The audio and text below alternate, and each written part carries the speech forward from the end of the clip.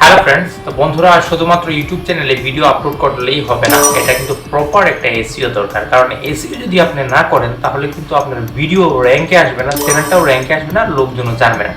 তো আজকে আমি এমন একটা ফ্রি টুলস নিয়ে আলোচনা করব যেটার পেড ভার্সনও রয়েছে। তো আপনাকে পেড ইউজ করতে হবে, আপনি যদি শুধু ফ্রিটা ইউজ করেন তাহলেই এখান থেকে আপনি অনেক ভালো এসইও করতে পারবেন। তো সেই টুলসটা কি, যদি এটা জানতে চান তো সম্পূর্ণ ভিডিওটা দেখবেন। তো চলুন আমরা ভিডিওটা শুরু করি। তো বন্ধুরা, আপনারা যখন আপনাদের ইউটিউব চ্যানেলটা ওপেন করবেন, বলতে যে চ্যানেলে আপনারা সেই এক্সটেনশনটা অ্যাড করতে চান সেটা অবশ্যই ওপেন করবেন, এবং বিশেষ করে এটা কিন্তু গুগল ক্রোমে এই এক্সটেনশনটা অ্যাড হয়। তো ইউটিউব চ্যানেলটা ওপেন করার পর ট্যাব নেবেন এবং লিখবেন VidIQ extension for Chrome.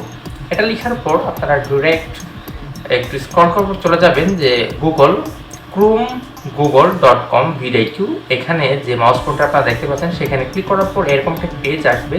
Then add Chrome, যে আমরা একটা বাটন দেখতে পাচ্ছি, এড ক্রোমে আমরা ক্লিক করলাম।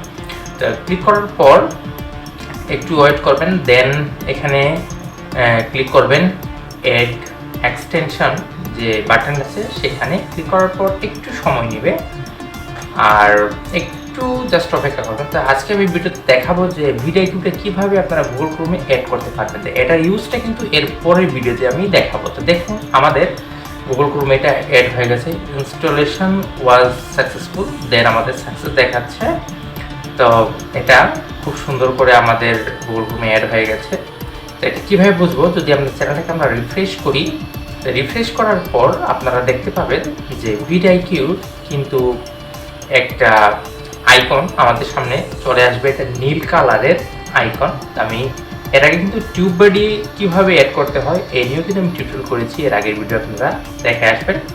তো দেখুন আপনারা নীল কালার, এই যে নীল কালার, এটা তীর চিহ্নের মতো, এটাই।